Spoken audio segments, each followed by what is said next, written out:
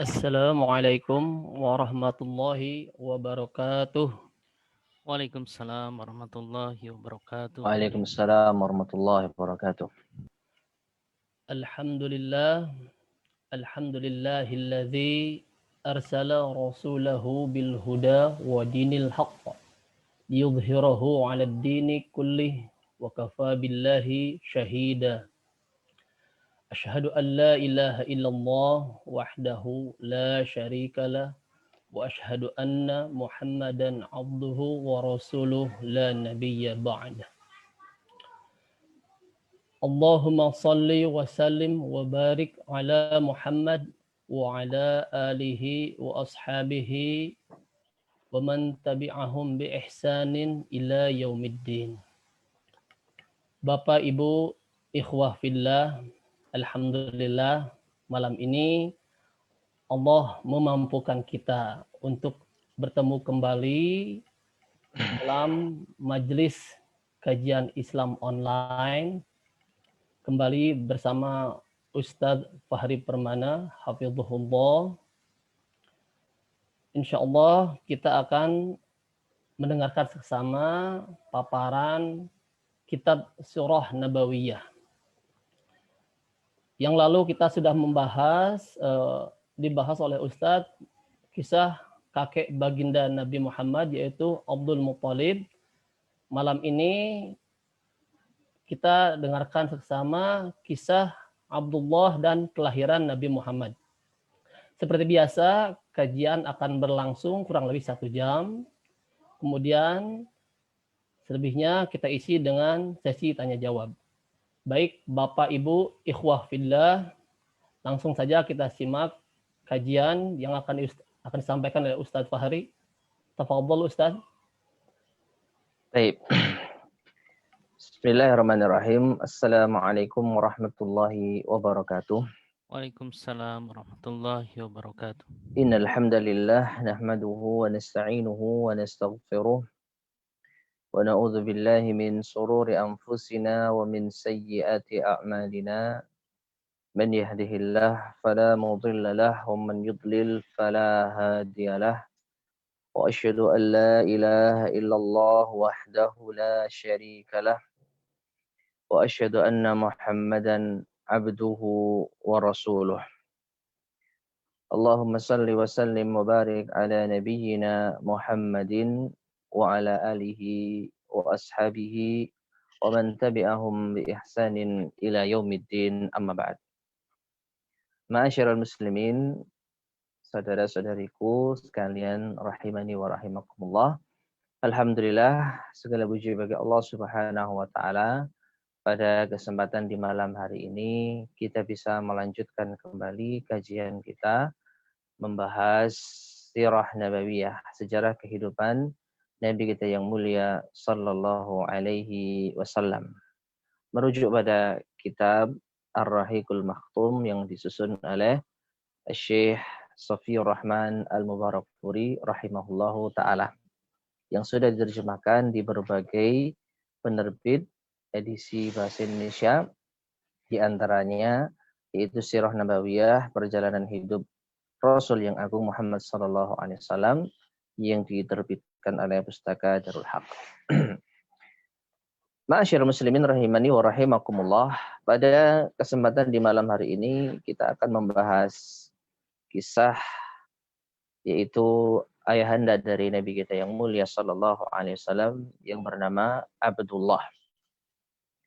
Namun sebelum kita lanjutkan, sedikit kita tambahkan informasi tentang kisah kakek Nabi SAW, yaitu Abdul Muttalib. Disebutkan di dalam sejarah bahwasanya Abdul Muttalib ini memiliki 10 orang anak laki-laki dan 6 putri, 6 orang anak wanita. 10 orang laki-laki anaknya Abdul Muttalib itu ada yang bernama Al-Haris, kemudian Az-Zubair, kemudian Abu Talib, paman Rasulullah yang sudah masyhur ya. Kemudian Abdullah, ayahnya Rasulullah SAW, Hamzah, pamannya Rasulullah yang juga terkenal. Kemudian Abu Lahab, pamannya Rasulullah yang nanti akan menjadi musuh dakwahnya Rasulullah SAW. Kemudian ada nama lagi Al-Ghaidab, kemudian Al-Muqawwim, yang ke-9 Dirar, dan yang ke-10 Al-Abbas. Jadi 10 putra Abdul Muttalib. 10 anak laki-lakinya Abdul Muttalib. Di sini yang mungkin nama-nama yang cukup familiar, mungkin ada berapa di sini? Ada yaitu Abu Talib, kemudian Abdullah, ayahnya Rasulullah, Hamzah, Abu Lahab, dan Abbas. Mungkin ada 5 nama putranya Abdul Muttalib yang cukup familiar di telinga kita. Yang mana di antara putra Abdullah ini nanti ya akan menjadi dua kubu. Kubu bersama Rasulullah SAW yang membela Islam dan kaum muslimin, dan kubu yang menjadi musuh dakwahnya Rasulullah Sallallahu Alaihi Wasallam. Adapun putri dari Abdul Muttalib ada 6. Putri dari Abdul Muttalib ada 6. Mereka adalah Ummul Hakim, kemudian Barrah, kemudian Atikah, kemudian Sofiyah, kemudian Arwa, dan Umaymah. Jadi ada 16 total putra-putri dari Abdul Muttalib, kakeknya Rasulullah Sallallahu Alaihi Wasallam. Dan sekarang kita masuk pada Abdullah. Abdullah ini putra dari Abdul Muttalib, hasil pernikahannya dengan seorang wanita yang bernama Fatimah. Ya, Fatimah bintu Amr bin A'idh bin Imran bin Makhzum bin Yaqzah bin Murrah.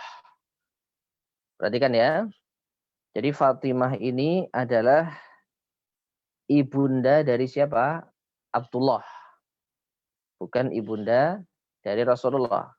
Dan ibunya Rasulullah siapa? Aminah. Ini kita bahas Abdullah dulu. Jadi Abdul Muttalib menikah dengan Fatimah, kemudian memiliki putra, di antaranya adalah Abdullah. Nah, Fatimah ini memiliki nasab yang menyambung sampai Quraisy.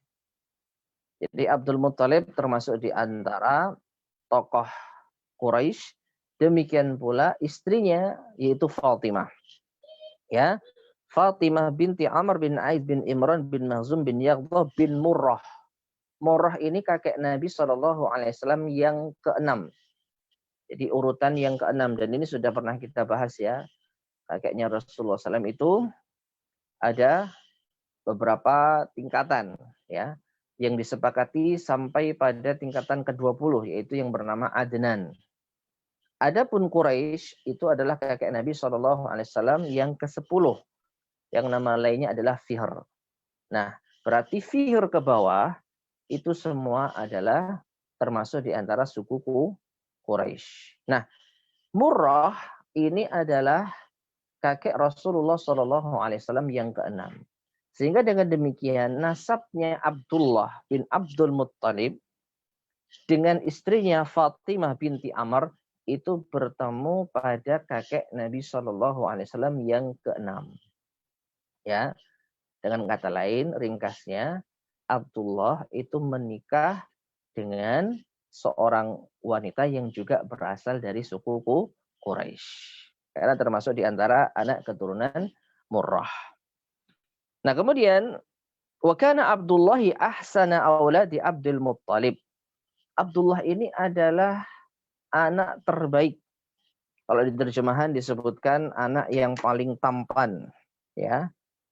Di terjemahan anak yang paling tampan, ya. Ahsan bisa juga bernama yang terbaik. Ya. Anak laki-laki dari Abdul Muttalib yang terbaik. Wa a'affihim wa ahabbihim ilaih. Dan yang paling menjaga ifah, menjaga harga dirinya, kehormatan dirinya, dan juga yang paling dicintai. Ya, jadi di antara putra-putri Abdul Muttalib yang paling dicintai oleh Abdul Muttalib adalah Abdullah. Wa huwa dzabih, dan Abdullah ini juga adalah seorang dzabih, yaitu anak yang akan disembelih. anak yang akan disembelih. Wadzalika anna Abdul Muttalib, yang demikian itu bahwasanya Abdul Muttalib lamma tamma abna'uhu asyrah, ketika telah genap putranya 10, wa urifa annahum yamna'unahu akhbarahum binadrihi fa'ata'uhu. Dan dia tahu Abdul Muttalib bahwasanya mereka orang-orang Quraisy itu akan mencegah perbuatan Abdul Muttalib. Maka Abdul Muttalib mengabarkan kepada Quraisy bahwasanya ia telah bernazar untuk menyembelih putranya. Jadi, ma'asyiral muslimin rahimani wa rahimakumullah, ini sebenarnya ada kaitannya dengan yaitu sumur Zam-Zam yang pernah kita ceritakan kisahnya di pertemuan yang lalu, yaitu Abdul Muttalib adalah seorang yang menemukan sumber dari sumur Zam-Zam. Nah, ketika itu ia ingin sekali menguasai sumur Zam-Zam. Dikisahkan demikian. Ia ingin menguasai sumur Zam-Zam, tapi saat itu dia tidak memiliki banyak anak. Jadi khawatir nanti kalau Abdul Muttalib sudah mati, tidak ada yang meneruskan yaitu kepengurusan terhadap sumur Zam-Zam. Akhirnya dia bernazar. Abdul Muttalib bernazar, kalau sampai anak saya jumlahnya 10, saya akan menyembelih satu di antara mereka. Ini nazar versi jahiliyah, ya. Jadi dia berharap Allah Subhanahu wa taala akan memberikan keturunan yang banyak sehingga dia dan anak keturunannya bisa menguasai kepengurusan sumur Zam-Zam. Dan ternyata Allah berikan dia anak 10 laki-laki, ya, dan 6 orang wanita. Maka dia pun bernazar, kalau sudah genap 10 anak laki-lakinya, dia akan menyembelih salah satu di antara mereka. Dan ternyata hasil undian menunjukkan bahwasanya Abdullah lah yang akan disembelih. Padahal Abdullah ini apa? Putra terbaiknya, putra yang paling dicintai oleh Abdul Muttalib. Ya, kita baca lanjutan kisahnya. Qila, dikatakan, innahu aqra'a bainahum ayyuhum yunhar atau ayyuhum yanhar. Kemudian Abdul Muttalib itu mengundi di antara mereka siapa yang akan disembelih. Jadi ketika anaknya genap 10, ya, dia berjanji bernazar kepada Allah akan menyembelih satu di antara mereka. Siapa yang disembelih tidak disebutkan. Lalu akhirnya apa? Diadakanlah undian. Ya. Fataratil qur'atu ala Abdillah, dan ternyata nama Abdullah yang keluar. Berarti Abdullah ini apa? Harus disembelih untuk memenuhi nazarnya. Wa kana ahabban nasi ilaihi, padahal Abdullah itu anak yang paling dicintai. Faqal, lalu Abdullah mengatakan, Allahumma huwa au mi'atun minal ibil. Ringkasnya, ya Allah, dia yang aku sembelih yaitu Abdullah, atau 100 ekor unta. Ya, 100 ekor unta. Tsumma aqra'a bainahu wa bainal ibil. Lalu akhirnya diundi lagi. Di undian yang kedua itu undian apakah Abdullah yang disembelih atau 100 ekor unta. Fataratil qur'atu 'alal mi'ati minal ibil, dan ternyata akhirnya yang keluar itu adalah 100 ekor unta. Jadi undiannya ada 2 kali secara garis besar, ya. Undian pertama, siapa di antara anak-anak Abdul Muttalib yang akan disembelih, dan ternyata keluarnya Abdullah. Karena Abdullah ini anak yang paling dicintai, maka Abdul Muttalib, ya, itu mengundi lagi antara Abdullah dengan 100 ekor unta. Dan ternyata yang keluar 100 ekor unta. Namun kisah ini ada versi yang lain. Dikatakan, innahu kataba asma'ahum fil qadah wa a'taha qima hablin. Ya. Sesungguhnya Abdullah itu menuliskan nama-nama mereka di suatu tempat gitu ya. Di suatu tempat. Kemudian ditaruhlah di sana yaitu habl. Fadaraba al-qadah fakharaja al-qadhu ala Abdillah. Lalu ternyata dikocoklah undiannya ternyata yang keluar itu adalah nama Abdullah. Jadi diundi bukan Habal ya, tapi Hubal. Hubal itu nama nama berhala dari orang-orang Quraisy. Jadi dipersembahkan 10 anaknya Abdullah ini, 10 anaknya Abdul Muttalib itu dipersembahkan untuk Hubal. Jadi siapa di antara mereka yang akan disembelih? Dan ternyata yang keluar adalah nama Abdullah. Nah, kemudian secara singkat kita ringkaskan saja karena kisahnya mungkin terlalu panjang. Kemudian karena Abdullah ini anak yang paling dicintai, akhirnya Abdul Muttalib berinisiatif untuk bermusyawarah dengan orang-orang Quraisy. Ya, gampangnya gimana ini? Saya sudah bernazar akan menyembelih seorang anak laki-laki dan ternyata yang keluar adalah nama anak laki-laki yang paling saya sayangi, yang paling terbaik. Akhirnya orang-orang Quraisy menasihati Abdul Muttalib untuk meminta saran kepada seorang dukun wanita. Seorang dukun wanita. Ya, masa jahiliyah itu sudah biasa dengan kesyirikan, perdukunan, undian. Nah, ini semua adalah perkara-perkara jahiliyah, ya.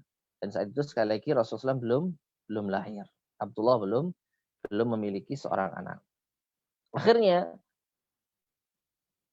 dukun wanita itu memberi masukan. Apa itu? Bagaimana kalau kamu mengundi antara Abdullah dan 10 ekor unta? Dikisahkan bahwasanya di zaman jahiliyah diat itu senilai 10 ekor unta. Tahu diat nggak? Diat itu adalah jumlah yaitu unta yang harus ditebus apabila terjadi pembunuhan terhadap seseorang. Ya. Kalau misalnya ada seorang terbunuh, lalu pihak keluarga tidak meminta kisos. Kisos itu apa? Bunuh balas bunuh. Maka biasanya bisa meminta diat. Ya sudah, pembunuh tidak saya bunuh, tapi saya meminta diat. Uang tebusan. Gampangnya seperti itu. Uang tebusan yang harus ditunaikan sebagai ganti dari mengkisos pembunuh keluarganya. Nah, di zaman dahulu, diat itu hanya berapa? 10 ekor unta. Maka dari itu si dukun wanita menyampaikan kepada Abdul Muttalib, ya, sebagai ganti engkau membunuh putramu Abdullah, maka lebih baik engkau penuhi membayar diat 10 ekor unta, tapi diundi. Mana yang keluar? Apakah membunuh Abdullah atau menyembelih 10 ekor unta sebagai diat tadi? Dan ternyata setelah diundi, pertama kali yang keluar masih nama Abdullah. Masih nama Abdullah. Akhirnya diberi nasihat, undi lagi, tambah lagi. Ya, tadi 10 kurang, tambah lagi 20. 20 ekor unta atau nyembelih Abdullah. Diundi lagi ternyata yang keluar 20 ekor, Abdullah. Ya. Akhirnya apa? Masih nama Abdullah yang keluar, tambah lagi undiannya. Antara 30 ekor unta atau menyembelih Abdullah. Sampai 100 ekor unta, baru yang keluar undian itu untanya. Ya. Jadi berapa kali undian itu? 10 kali, gitu ya. 10, 20, 30, 40, 50, 60, 70, sampai 90, itu masih nama Abdullah yang keluar. Begitu untanya sudah berjumlah 100, diundi yang ke-10 kalinya, barulah yang keluar 100 ekor unta. Nah, sehingga di saat itulah Abdul Muttalib akhirnya menyembelih 100 ekor unta. Tidak jadi membelih putranya Abdullah. Nah, yang menarik ma'asyiral muslimin rahimani wa rahimakumullah. Syariat diat yang berjumlah 100 ekor unta yang awalnya berdasarkan kisah Abdul Muttalib akan menyembelih putranya, ini ternyata dilanjutkan oleh Islam, ditetapkan oleh Islam. Ya, jadi di dalam Islam akhirnya berlaku hukum ini. Kalau ada seorang terbunuh, lalu pihak keluarga menuntut diat, maka pihak keluarga pembunuh harus membayar 100 ekor unta sebagai ganti sang pembunuh tidak dikisos. Jadi silakan nanti dibahas di pembahasan fikih ya. Pembahasan fikih ada bab masalah diat. Ya, nyawa yang tidak dikisos ini bisa ditukar dengan 100 ekor unta. Bagaimana kisah awalnya? Ternyata kisah awalnya adalah dari kisah Abdul Muttalib yang akan menyembelih putranya. Oleh karena itu, diriwayatkan dari Nabi Shallallahu Alaihi Wasallam bahwasanya beliau bersabda, ana ibnu Zabihaini. Aku adalah putra dari dua orang yang disembelih. Putra dari dua orang yang disembelih. Siapa yang dimaksud? Yakni Ismail wa abahu Abdullah.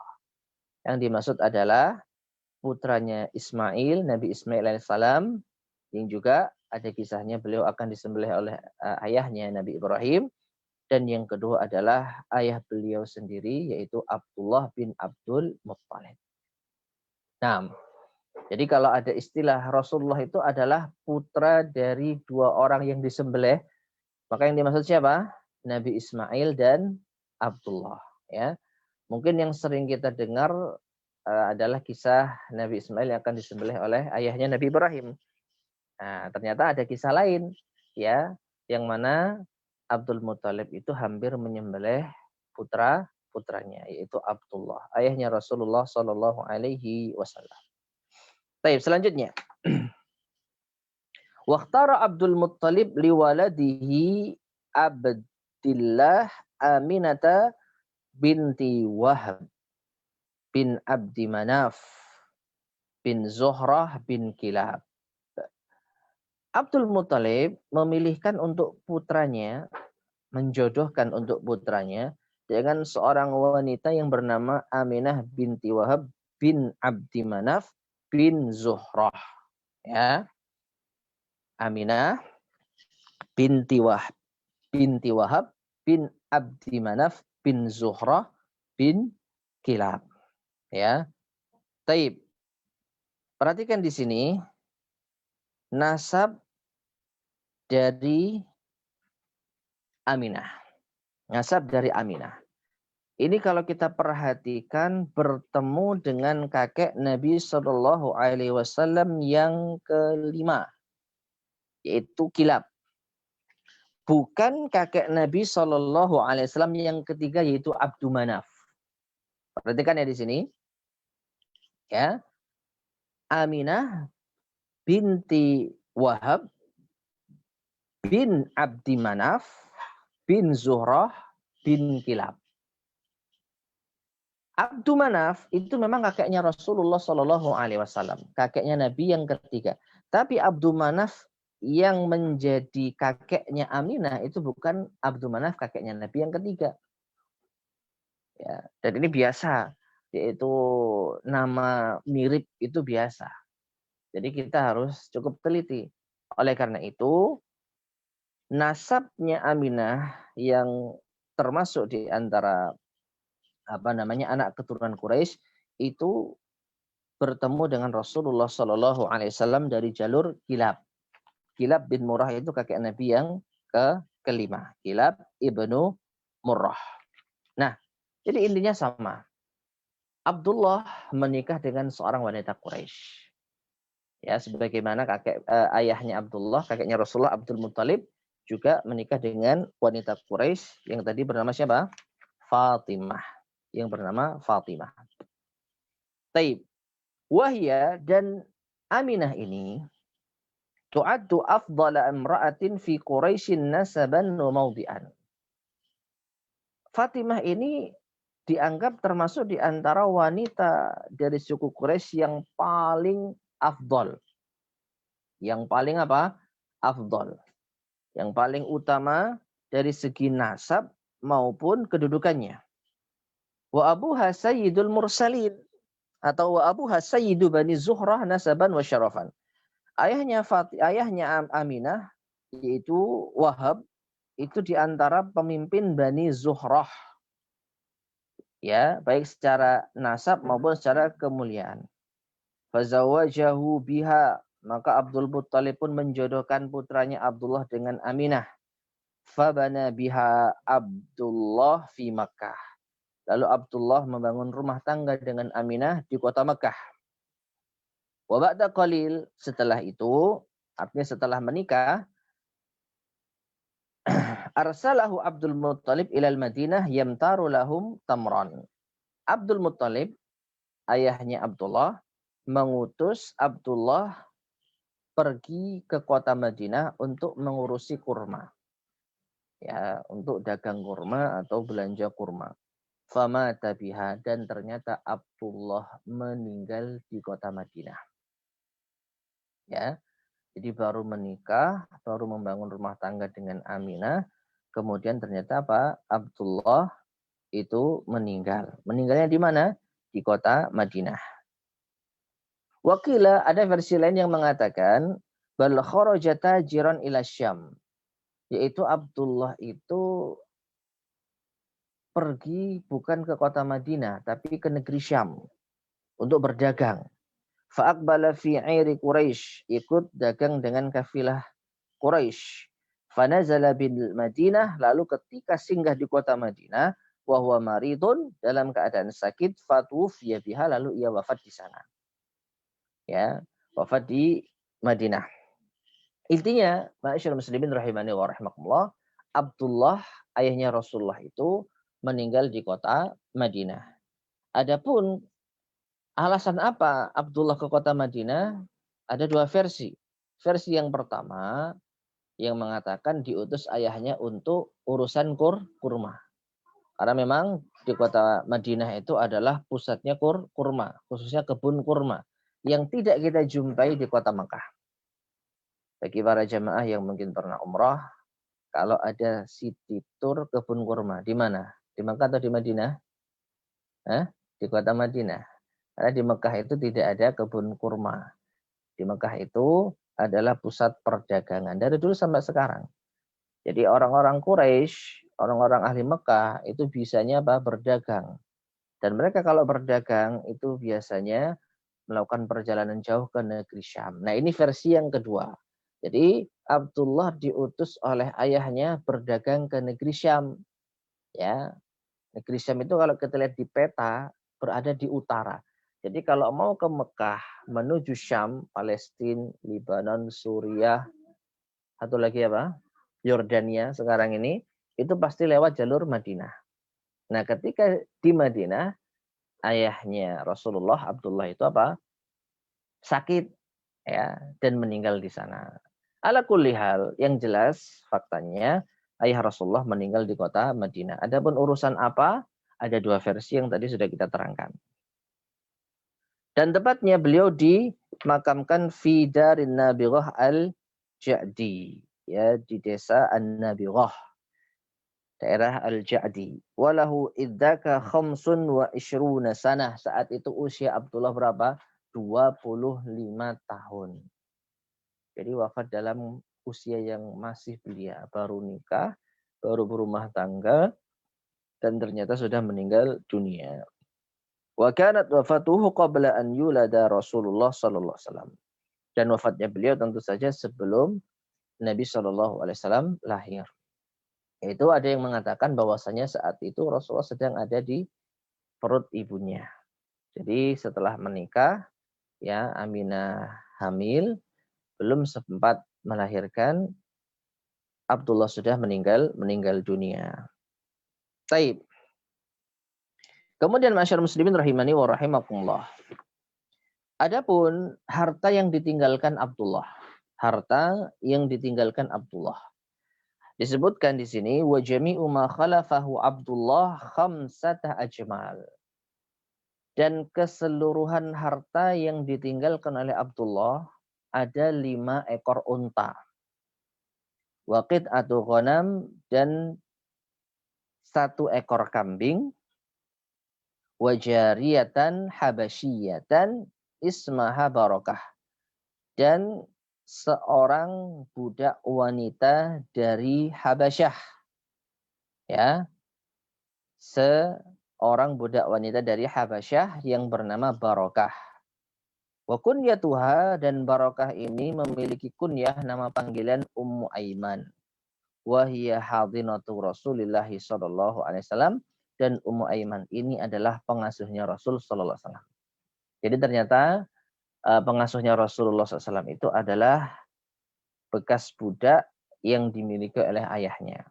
Jadi harta warisannya Abdullah yang ditinggalkan untuk keluarganya, untuk Aminah, 5 ekor yaitu unta, beberapa ekor kambing, 1 budak wanita. Nah, yang akan menjadi pengasuhnya Rasulullah SAW dikala nanti sudah lahir. Baik.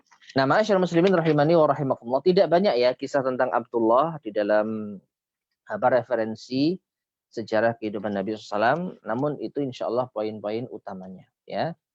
Poin utama yaitu sejarah dari Abdullah bin Abdul Muttalib. Nah, sekarang kita beranjak pada pembahasan yang baru, yaitu Al-Maulid, kelahiran Rasulullah Sallallahu Alaihi Wasallam. Ya, Al-Maulid itu maknanya lahir atau kelahiran. Maulidun Nabi itu artinya kelahiran Nabi.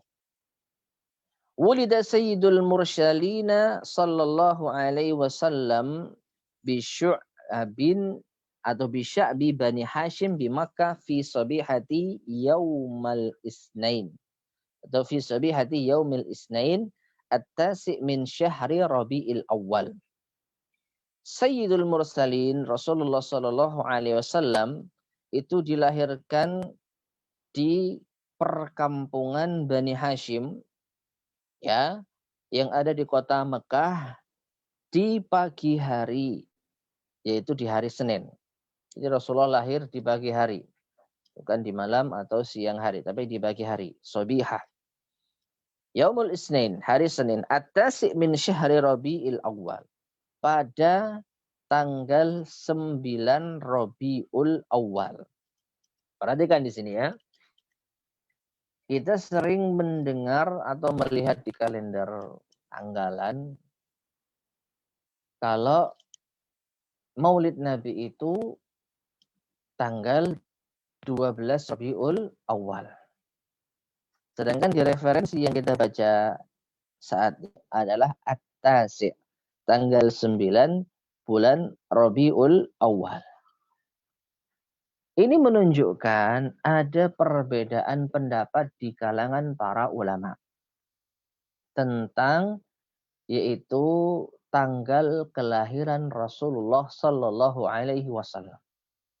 Dan ini adalah hal yang sangat lumrah di zaman yang belum memiliki kalender yang tercatat, ya, belum memiliki teknologi yang memadai, menepatkan tanggal kelahiran atau tanggal suatu peristiwa ini hal yang sangat-sangat sulit. Ya. Orang-orang Arab sudah mengenal nama-nama bulan, tapi untuk hari dan tanggal mereka tidak terlalu menepatkan.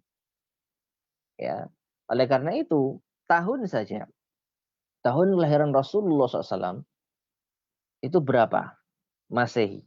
Ya, kalau Hijriah jelas belum ada, karena Hijriah, perhatikan ya, Hijriah ini dimulai dengan hijrahnya Rasulullah Sallallahu Alaihi Wasallam. Ya, adapun sebelum Nabi hijrah, maka yang ada itu tahun masa kenabian. Tahun masa kenabian. Ya, sebagaimana yang kita ketahui dan juga mungkin akan kita bahas, Rasulullah Shallallahu Alaihi Wasallam itu diangkat menjadi Rasul selama 23 tahun. Selama 23 tahun. 13 tahun di kota Mekah, 10 tahun di kota Madinah. Nah, 13 tahun di kota Mekah ini belum masa-masa hijrah. sehingga belum ada penanggalan Hijriah. Jadi 1 Hijriah itu kapan? 1 Hijriah itu kapan? 1 Hijriah itu adalah tahun pertama Rasulullah Shallallahu Alaihi Wasallam hijrah ke kota mana? Madinah. Nah, sebelum Nabi hijrah tidak ada yaitu nama tahun, ya, penghitungan tahun yang pasti. Apalagi ketika Nabi SAW belum lahir. Makanya apa? Tahun di zaman itu hanya disebut dengan peristiwa penting. Nah, kebetulan peristiwa penting di tahun kelahirannya Rasulullah adalah saat tentara bergajahnya Abrahah menyerang Mekah. Disebutlah tahun itu sebagai tahun apa? Tahun gajah. Ya, tahun gajah. Nah, jadi untuk Masehinya silakan nanti merujuk pada kitab referensi sirah yang lain. Tapi kalau tahun Hijriah ya jelas ini minus 13 ya. Minus 13 Hijriah itulah tahun kelahiran Rasulullah SAW.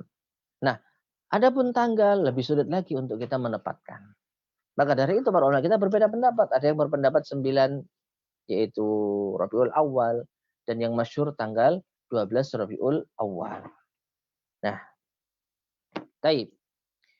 Kemudian wali arba'ina sanatan khalat min Maliki Kisra unsyuron. Nah, ini tambahan referensi yang lain, yaitu hari lahirnya Rasulullah Shallallahu Alaihi Wasallam itu 40 tahun bertepatan dengan 40 tahun dari berakhirnya kekuasaan Kisra Anushriwan, ya, Anushriwan. Wa yuwafaqu dzalika 20 aw 22 min syahri April sanatal ula wa 70 ba'da 500 miladi. Ini. Ya. Ada yang mengatakan tahun kelahiran Nabi itu ada pada tanggal 20 atau 22 April tahun 571 Masehi. Ini kalau Masehinya ya. Sekarang sudah 2020. Berarti 1500 tahun yang lalu Nabi SAW itu dilahirkan. Baik, kemudian Wara Ibnu Sa'ad anna Umar Rasulullah sallallahu alaihi wasallam qalat.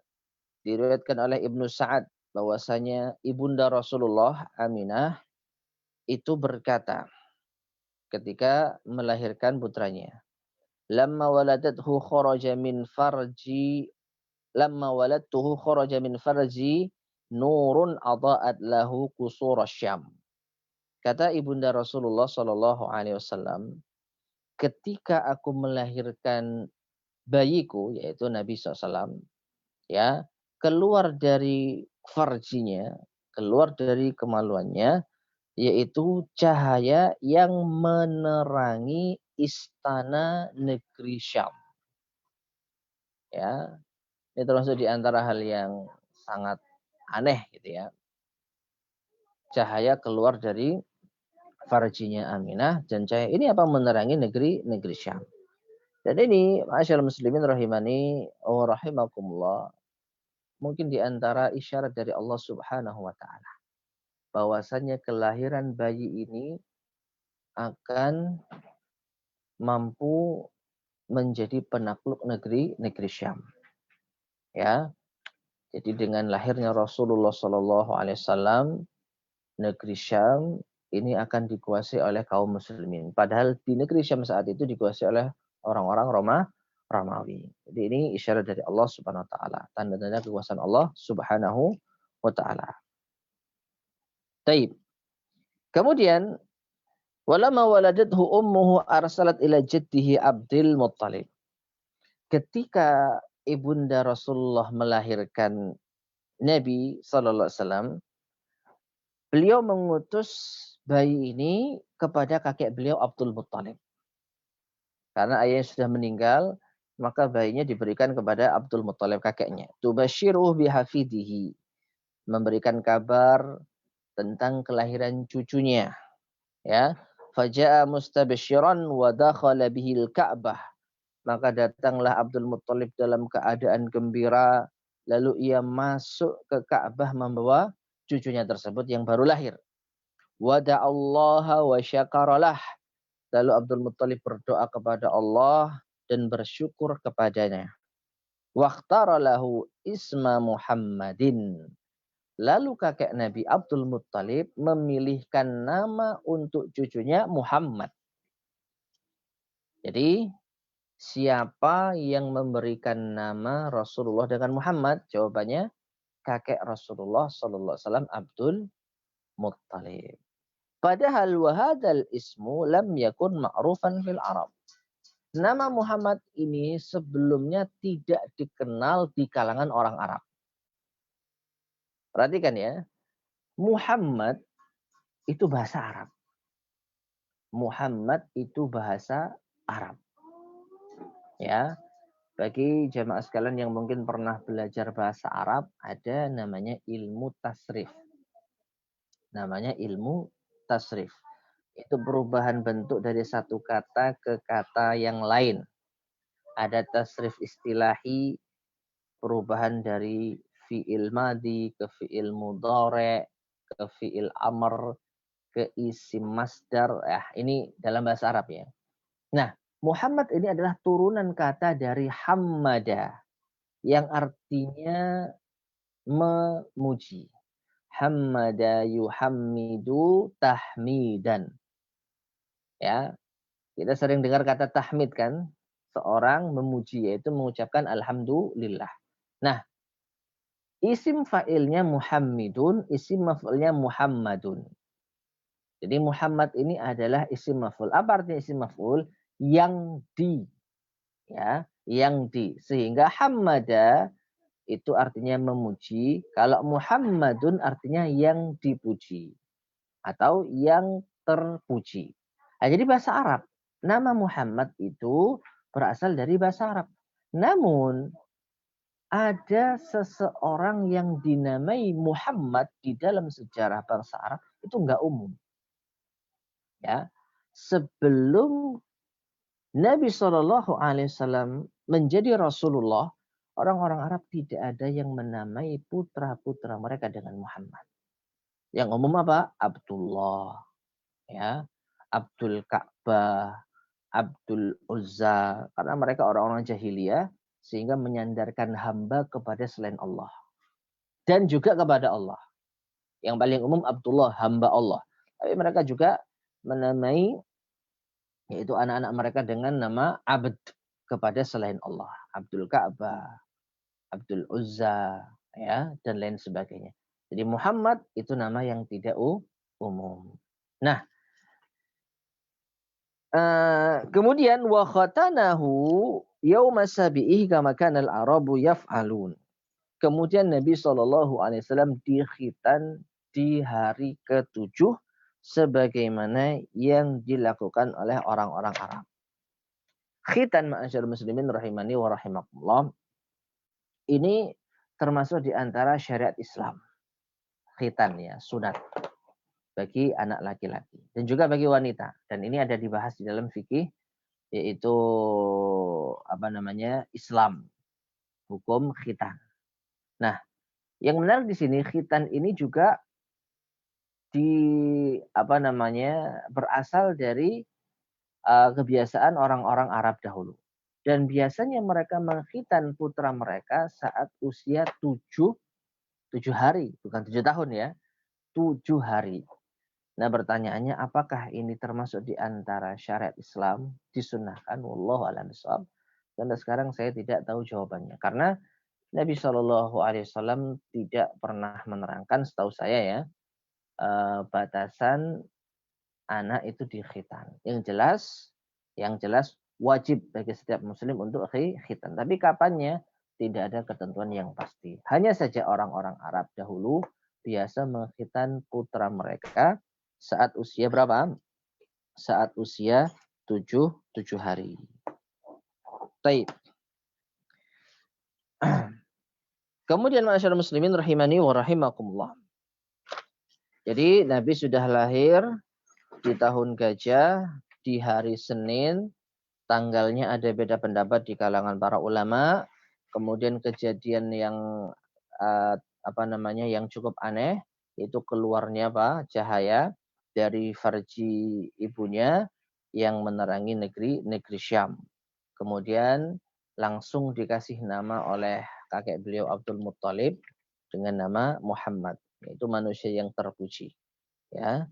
Kemudian dikhitan pada hari-hari ketujuh. Kita lanjutkan.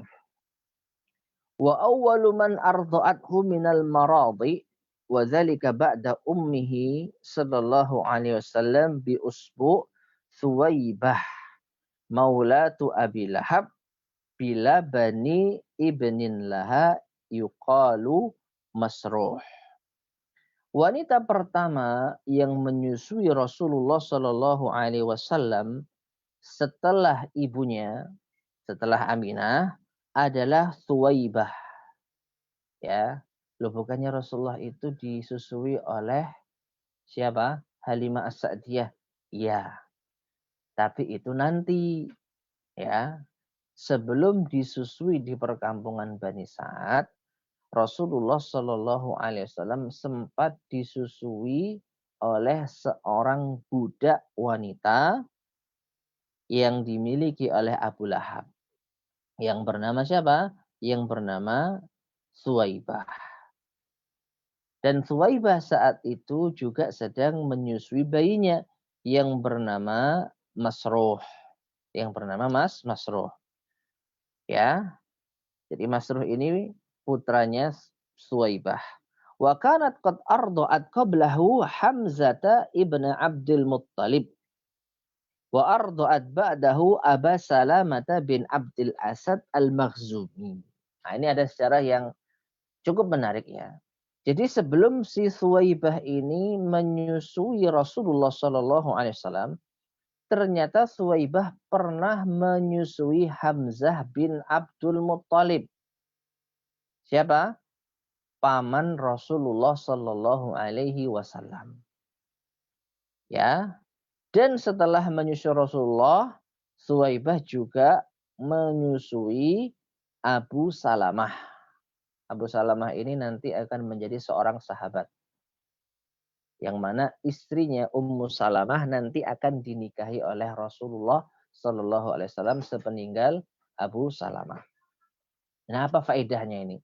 Ya, perlu kita ketahui ma'asyar muslimin rahimani wa rahimakumullah. Di dalam Islam itu ada syariat ar-radha'ah. Apa ar-radha'ah? Persusuan. Yang mana persusuan ini memiliki hukum di dalam Islam. Ya, ada istilah anak susuan. Ada ibu susuan, ada ayah susuan, ada saudara susuan. Di dalam Islam, saudara sepersusuan tidak boleh saling menikah. Tidak boleh saling menikah. Ya. Nah, sehingga dari kisah yang kita bacakan baru saja, berarti antara Rasulullah Shallallahu Alaihi Wasallam, kemudian Masruh, putranya Suwaibah, kemudian Hamzah, pamannya Rasulullah, kemudian Abu Salamah, sahabatnya Rasulullah nanti, ini mereka adalah saudara sepersusuan. Ya. Jadi Hamzah, kalau ditanya Hamzah itu siapa? Siapanya Rasulullah? Kita semua pasti menjawab Hamzah itu pamannya Rasulullah Shallallahu Alaihi Wasallam, putra Abdul Muttalib. Tapi sebenarnya tidak hanya itu. Hamzah itu juga saudara susuannya siapa? Rasulullah SAW. Karena pernah disusui oleh seorang wanita yang sama. Nah ini. Jadi saudara sepersusuannya Rasulullah dari ibu susuannya Suwaibah itu ada 3 tadi. Masruh, kemudian kemudian Hamzah bin Abdul Muttalib, dan kemudian Abu Salamah. Nah, Rasulullah SAW disusui oleh Suwaibah ini sebelum beliau disusui oleh Halimah As-Sa'diyah. Jadi setelah Nabi lahir disusui oleh ibunya, jelas ya, ibu menyusui putranya, kemudian disusui oleh wanita lain yang bernama Suwaibah. Nah, setelah itu beliau Shallallahu Alaihi Wasallam disusui oleh Halimah As-Sa'diyah. Bagaimana kisahnya? Kita baca. fi Bani Sa'ad. Beliau sallallahu alaihi wasallam berada di perkampungan kabilah Bani Sa'ad. Wa kanatil 'adatu indal hadirina minal Arab. Dan di antara kebiasaan, tradisi yang berlaku di kalangan bangsa Arab yang tinggal di kota. Mekah itu dari dulu adalah kota yang menjadi pusat berkumpulnya manusia. Jadi Mekah itu bukan Badui. Mekah, Madinah itu kota. Ya, bisa kita bahasakan kota metropolis lah, itulah. Nah, di antara kebiasaan masyarakat kota saat itu adalah an yaltamisul maradi ali auladihim, yaitu menyusukan putra-putra mereka kepada ibu-ibu yang bisa menyusui mereka. Ibti'adan lahum an amradil hawadir, demi menjauhkan putra-putra mereka dari penyakit-penyakit kota. Ya. Dan ini nampaknya berlaku sejak dulu sampai sekarang. Yang namanya kota yaitu pusat segalanya, termasuk juga pusat apa? Pusat penyakit. Beda dengan desa. Ya, semakin orang berada di kota, semakin mudah rentan terkena penyakit. Adapun di desa jauh dari penyakit. Maka mereka menyusukan putra-putra mereka dengan wanita-wanita desa agar jauh dari penyakit kota.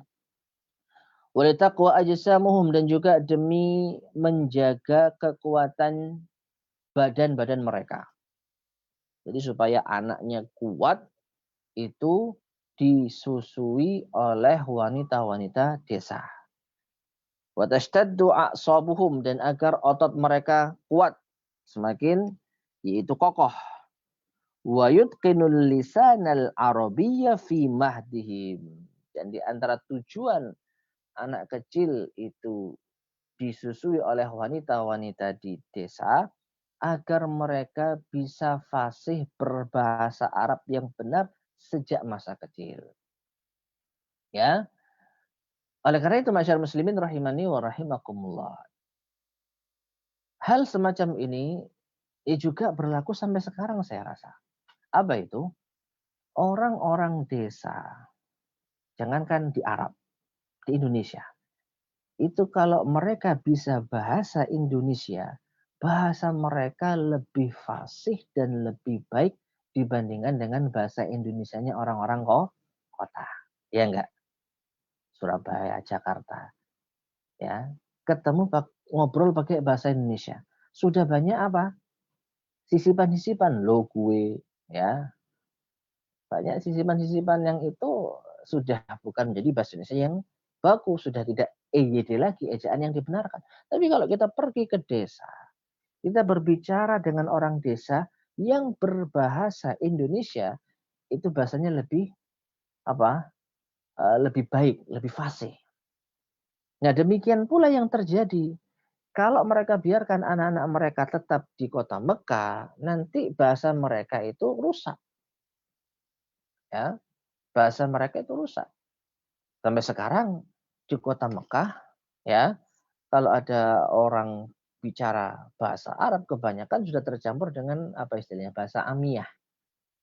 Ya, ada istilah bahasa Amiyah. Satu contoh. Bahasa Arab yang baku untuk menyebutkan air. Air ya, tahu air? Itu apa di dalam bahasa Arab? Ma. Al-ma'u. Ya, ma'an tahuran. Allah turunkan air dari langit ini apa? Ma'an tahuran. Air yang suci dan mensucikan. Rasulullah SAW bersabda tentang laut, huwat tahuru ma'uhu al-hillu maitatuhu. Laut itu suci airnya, at-tahuru ma'uhu al-hillu maitatuhu, dan halal bangkainya. Jadi air itu bahasa Arabnya apa? Ma, al-ma'u. Tapi kalau sekarang, ya, mau bilang air di Mekah misalnya, kita ketemu dengan yaitu para penjual di toko kelontong, itu mereka konon tidak paham kalau kita cari air dengan bahasa alma. Ya, hal indaka ma'un misalnya, apakah Anda punya air?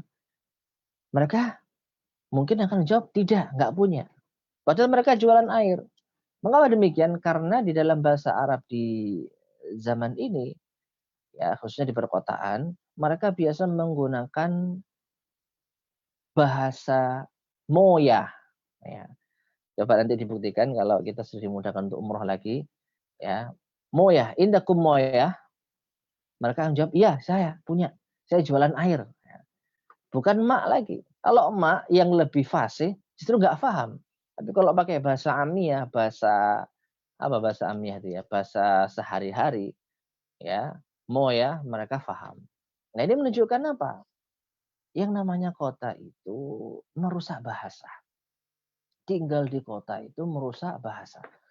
Sedangkan orang Quraisy itu sangat ingin anak-anak mereka sejak kecil itu mereka kuat di dalam bahasa Arabnya. Ya. Dan perhatikan ma'asyar muslimin rahimani wa rahimakumullah. Kalau kita cermati, kalau kita perhatikan sejarah mukjizat Allah yang diberikan kepada para nabi. Bagaimana kisahnya? Rata-rata untuk mengungguli musuh-musuh dakwah di zamannya.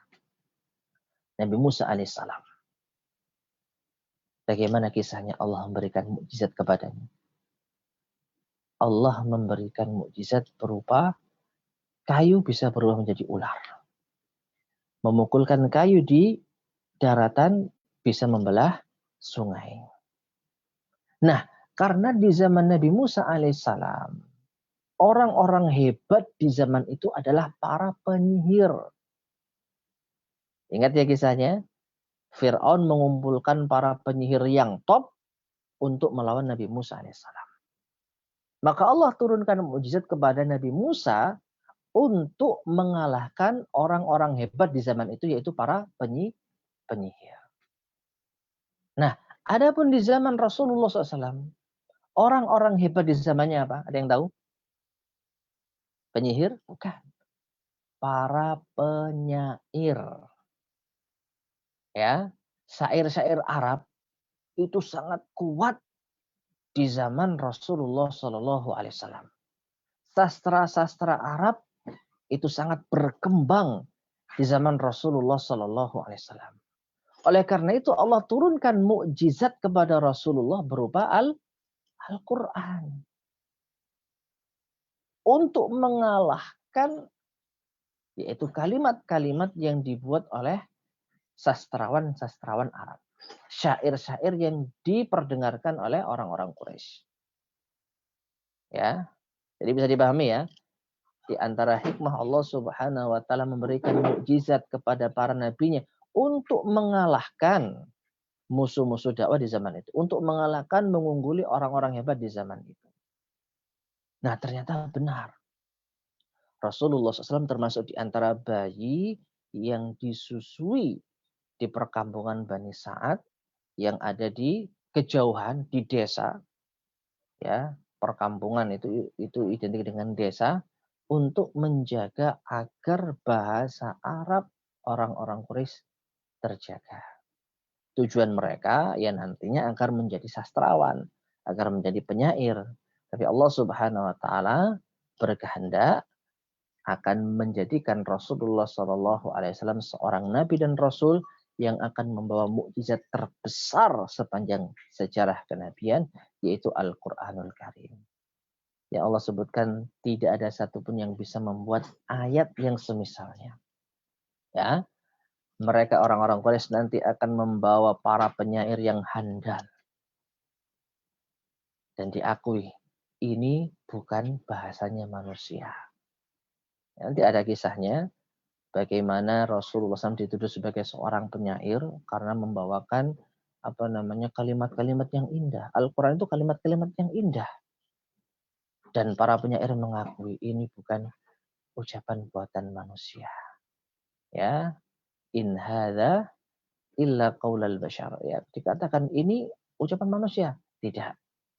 Allah Subhanahu membantah dan mereka sebenarnya mengakui bahwa Al-Qur'anul Karim itu adalah firman Allah Subhanahu wa taala, ucapannya Allah Subhanahu wa taala. Baik. Kemudian ma'asyar muslimin rahimani wa rahimakumullah. Jadi tujuan mereka membawa anak-anak kecil ke perkampungan Bani Sa'ad itu untuk disusui oleh wanita-wanita. Faltamasa Abdul Muttalib Rasulullah sallallahu alaihi wasallam al-maradi. Abdul Muttalib memilihkan untuk Rasulullah SAW yaitu ibu susuan.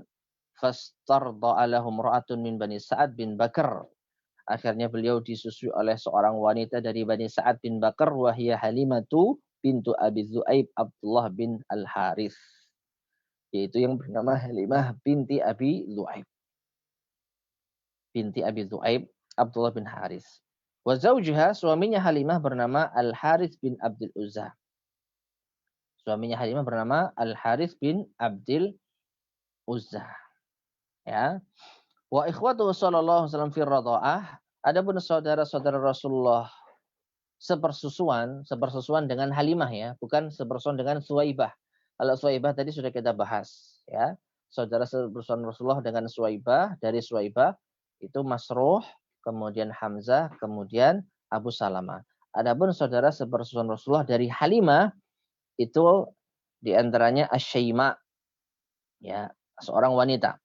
Asy-Syaima. Wa kana tahdinu Rasulullah sallallahu alaihi wasallam, dan dia juga menjadi pengasuhnya Rasulullah.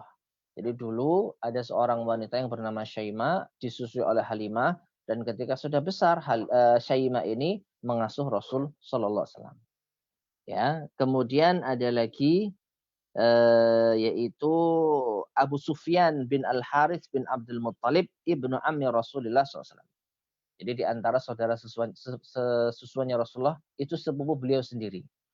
Ya, sepupu beliau sendiri yang bernama Abu Sufyan.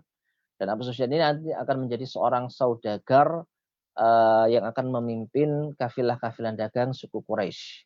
Yang nanti juga akan menjadi musuhnya Rasulullah SAW, meskipun di akhir hayatnya Abu Sufyan akan masuk ke dalam agama Islam. Taib. Ma'asyiral muslimin rahimani wa rahimakumullah.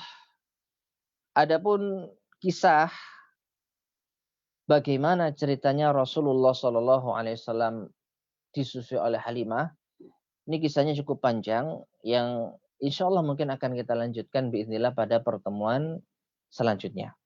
Jadi kisah bagaimana ceritanya Rasulullah itu kok bisa disusui oleh Halimah. Karena kisahnya wanita-wanita dari Bani Sa'ad itu bukan hanya Halimah yang datang ke kota Mekah. Jadi wanita-wanita dari Bani Sa'ad itu banyak yang berangkat ke kota Mekah untuk mencari anak-anak yang mau disusui. Dan mereka biasanya lebih senang dengan anak yang masih punya orang tua. Ya. Jadi wanita-wanita di Bani Sa'ad itu lebih suka untuk menyusui anak-anak yang masih punya orang tua. Alasannya sederhana. Kalau anak ini masih punya orang tua, ya gampang nanti masalah biaya. Ya pastilah bahasa kita loman gitu ya. Jadi anaknya dibawa ya mungkin akan nyangoni uang atau gimana. Tapi kalau anak yatim, nah ini apa yang diharapkan? Makanya dikisahkan nanti Rasulullah SAW adalah bayi terakhir yang tidak mendapatkan ibu susuan. Ya, jadi wanita-wanita Bani Sa'ad masing-masing sudah mendapatkan anak-anak yang akan disusukan di perkampungan mereka. Halimah ini wanita yang terlambat datang. Dia terlambat datang karena kawan-kawannya sudah dapat bayi. Jadi semua wanita itu ketika ditawari, ini ada Muhammad, silakan disusui. Mereka pada nggak mau. Karena Rasulullah itu apa? Yatim. Jadi Rasulullah ditolak oleh seluruh wanita-wanita Bani Sa'ad. Nah Halimah datang terakhir. Semua sudah punya bayi yang mau disusui, Halimah nggak dapat. Nah daripada pulang dengan tangan hampa, ya tujuan ke Mekah cari anak susuan, cari anak yang mau disusui, tapi kok ternyata nggak ada yang sudah nggak dapat kebahagiaan lagi, tinggal satu, Rasulullah SAW. Maka daripada pulang dengan tangan hampa, maka lebih baik dia membawa bayi yang akan disusui meskipun yatim. Dan ternyata luar biasa. Ya, keberkahan Rasulullah SAW nampak di keluarga Halimah As-Sa'diyah. Dan insya Allah kisah ini akan kita lanjutkan pada pertemuan berikutnya biidznillah subhanahu wa ta'ala. Taib sudah 1 jam mungkin ya, lebih sedikit yang bisa kita kaji pada malam hari ini. Mudah-mudahan bermanfaat. Kurang lebihnya saya mohon maaf. Sebelum kita akhiri, barangkali di antara Bapak sekalian, di antara kawan-kawan sekalian, ada yang ditanyakan, monggo silahkan. Baik Ustaz, ini ada penanya sementara masih 2. Yang pertama dari Bapak Luki di Bandung. Bapak Luki, monitor bisa unmute, langsung saja disampaikan kepada Ustaz.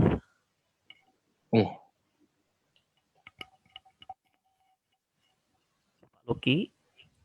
Ya. Assalamualaikum Pak Ustadz.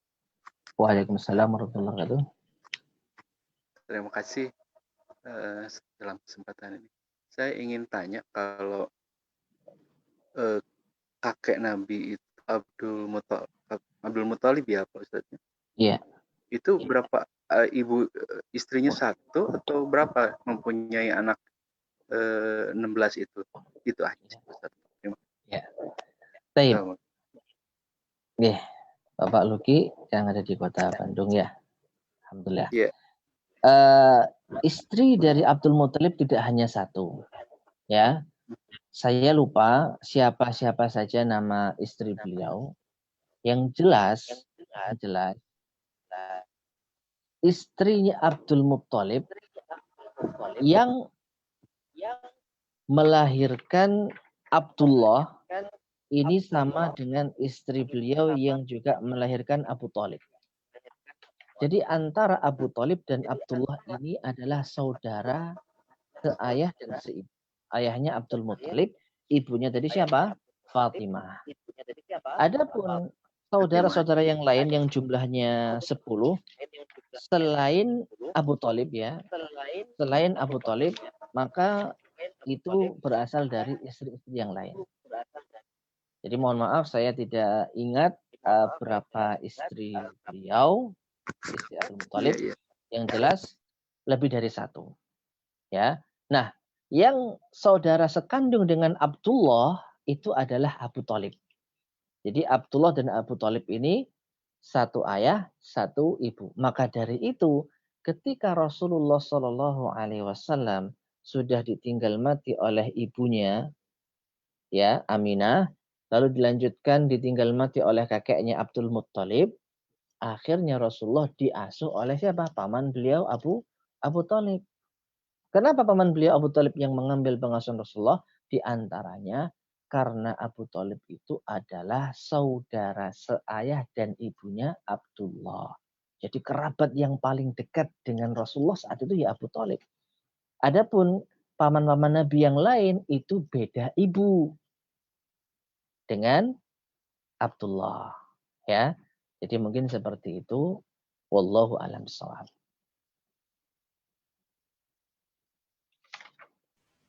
Baik, demikian jawaban Ustadz untuk pertanyaan dari Bapak Luki.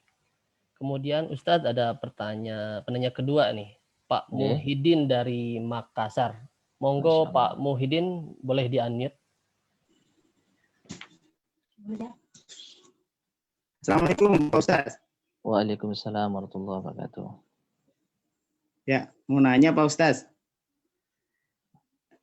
Apakah menamai anak laki-laki dengan nama Muhammad apakah termasuk ibadah yang mendekatkan diri kepada Allah Subhanahu wa taala? Baik. Pak Muhyiddin dari Makassar. Alhamdulillah bisa bergabung dengan kita.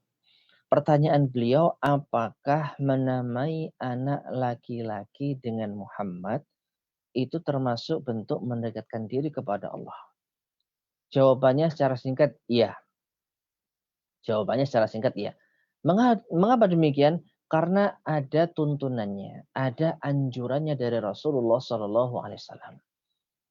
Para ulama kita menyebutkan segala sesuatu yang dianjurkan, yang diperintah oleh Rasulullah SAW, baik wajib maupun yang sunnah, maka itu ada nilai ibadah.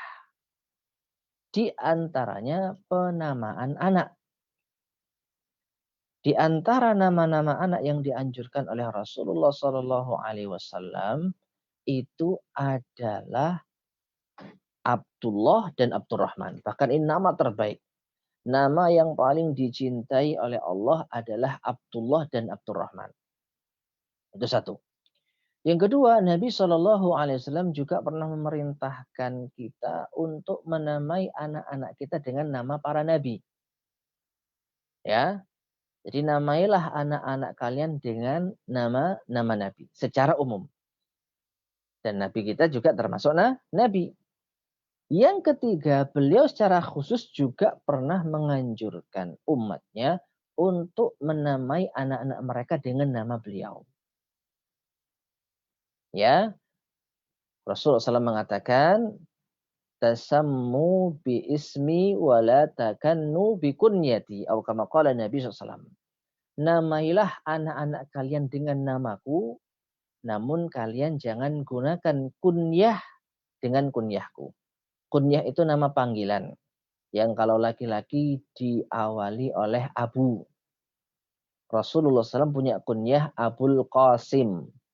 Tapi beliau melarang seorang pun dari umatnya untuk memiliki kunyah dengan Abul Qasim.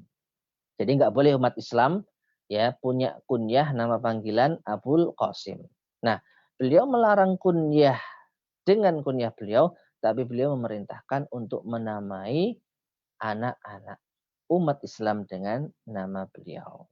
Nah, sehingga kalau kita menamai anak kita Muhammad karena kita mengindahkan anjuran Rasulullah SAW, tentu kita akan mendapatkan pahala, dan ini termasuk di antara ibadah mendekatkan diri kepada Allah Subhanahu wa Ta'ala. Mungkin seperti itu Pak Muhyiddin yang ada di Makassar, jawaban yang bisa saya sampaikan. Wallahu a'lam bishawab. Makasih Pak Ustaz. Iya, sama-sama.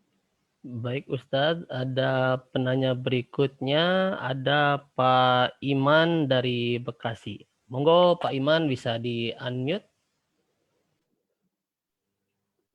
Ya, syukron Pak Indra. Assalamualaikum warahmatullahi wabarakatuh, Ustaz. Waalaikumsalam warahmatullahi wabarakatuh. Mungkin pertanyaan dari saya terkait dengan nazar yang dilakukan oleh Abdul Muthalib ya, Ustaz. Kira-kira untuk kita saat ini yang sesuai dengan syariat Islam itu nazar yang seperti apa ya Ustaz ya yang diperbolehkan? Syukron Ustaz. Baik Pak Iman dari Bekasi atas pertanyaannya. Jadi nazar sebagaimana tadi kita sampaikan itu ternyata sudah ada sejak zaman jahiliyah. Buktinya Abdul Muthalib bernazar untuk menyembelih putranya ya apabila memiliki anak laki-laki genap 10.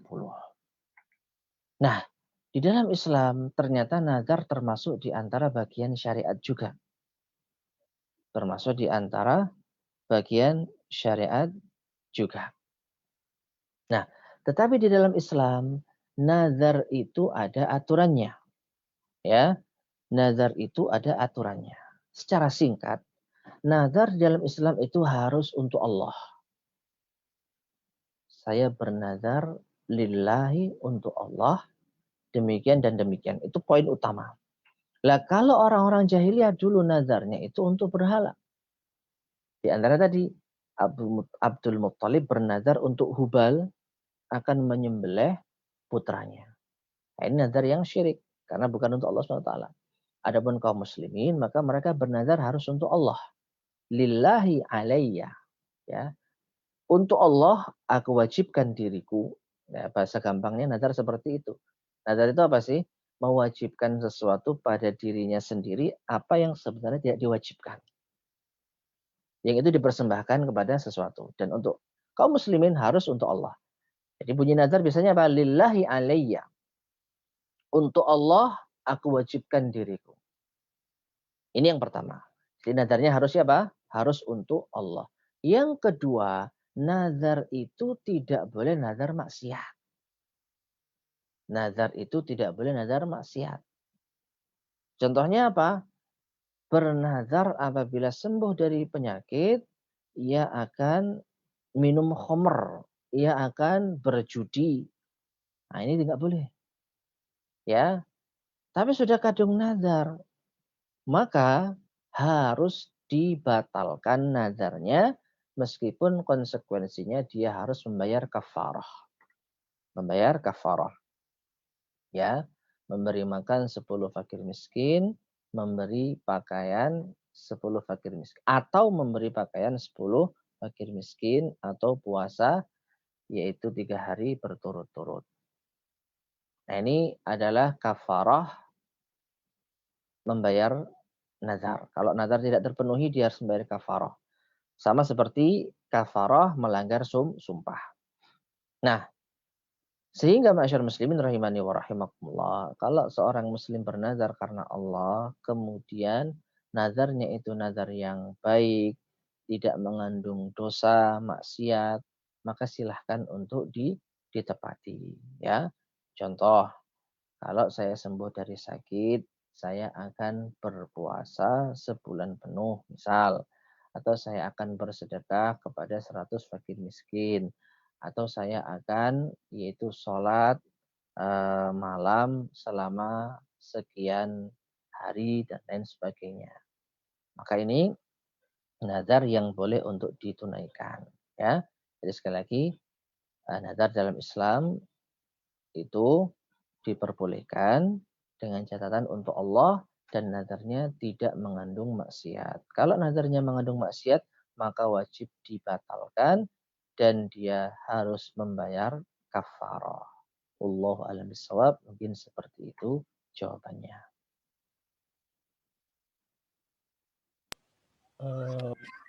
Baik Ustaz. Ada penanya berikutnya dari Akhi Adi dari Sidoarjo ya. Akhi Adi, bisa unmute? Ya. Assalamualaikum warahmatullahi wabarakatuh. Waalaikumsalam warahmatullahi Terima kasih wabarakatuh. Pak Indra. Iya, sebetulnya ada pertanyaan yang kemarin sempat agak rame di sosial media Ustadz. Dan sebetulnya memang apa ya, agak lucu karena pertanyaannya itu apakah ayah dan ibu Rasulullah itu muslim, masuk surga atau tidak? Kan gitu. Ya memang wallahu alam Ustadz ya. Cuman kalau tadi melihat apa namanya nazarnya Abdul Muthalib yang apa akan menyembelih putranya untuk Hubal, itu kan memang berarti sudah jauh ya, sudah jauh dari apa namanya mentauhidkan Allah. Sedangkan Afwan kalau nggak salah Rasulullah itu walaupun sebelum menjadi nabi tapi beliau mengingkari perbuatan-perbuatan kesyirikan seperti itu. Ya. Ini bagaimana nasibnya mereka apa Ya. namanya kakek dan orang tua Rasulullah.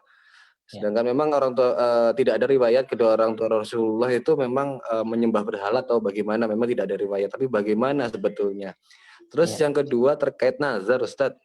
Ya. Afwan kalau saya tidak salah, itu memang nazar ada dalam syariat tapi katanya tidak dianjurkan. Karena nazar itu nanti takutnya apa ya, bahwa apa yang terjadi sama kita itu kan sudah takdirnya Allah begitu katanya, dan nazar itu tidak merubah takdir. Afwan, mohon penjelasannya Ustaz. Jazakallah khair. Baik. Terima kasih Assalamualaikum Pak Ustaz. Haji. Ustaz Afwan Ramdhani Ustaz. Ya, ya. Ini pertanyaan yang bagus dari Akhi Adi yang pertanyaan pertama. Insya Allah mungkin bisa kita jawab secara offline ya Ustaz ke beliau. Langsung ke pertanyaan yang kedua saja. Iya. Nanti insya Allah bisa dijawab secara offline dari Ustadz ke beliau. Iya. Karena ini posisinya live Ustadz. Iya. Jadi intinya sebelum kita jawab secara offline, saya ingin menyampaikan sedikit saja ya. Jadi tentang status orang tua Nabi SAW. Ini kalau dibahas akan menimbulkan kontroversi. Karena masing-masing memiliki pegangan dan masing-masing berangkat dari kecintaan kepada Rasulullah dan orang tuanya. Sehingga jangan kalau kita membahasnya, jangan kita istilahnya membahas secara ngawur bahasa kita. Jangan bahas secara pokoknya demikian. Ya, oleh karena itu tadi disampaikan membahas secara jernih dan dengan cara yang adil, insya Allah bisa dilakukan di majelis offline ya. Ini bukan menyembunyikan ilmu, tapi karena ini di antara permasalahan yang akan mungkin menimbulkan pro dan kontra, sedangkan kita dalam posisi ingin menghindari masalah tersebut. Begitu ya, Mas Ramdhani. Baik. Oke Ustadz, jadi insya Allah nanti pertanyaan akan langsung dikemukakan langsung ke Akhi Adi melalui offline ya. Baik. Ya jadi yang kedua tentang nazar.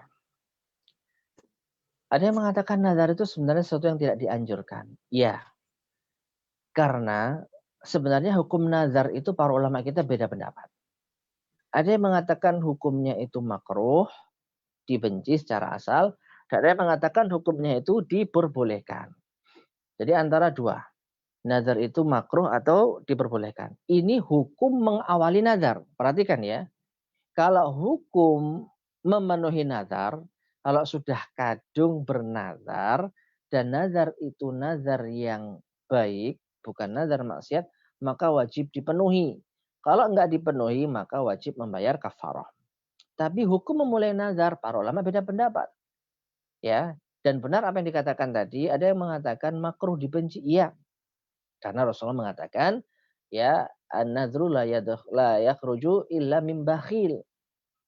Orang yang bernazar itu tidaklah keluar kecuali dari orang yang bakhil. Bagaimana sedemikian? Karena rata-rata orang nazar itu mempersyaratkan sesuatu untuk memenuhi keinginannya. Ya, saya mau bayar sedekah, saya mau puasa, saya mau berbuat baik ini dan itu kalau saya mendapatkan ini dan itu. Kalau saya lulus ujian, kalau saya sembuh dari penyakit, kalau saya diterima kerja, kalau saya dapat jodoh. Nah, ini semua keinginan pribadinya. Ya kan?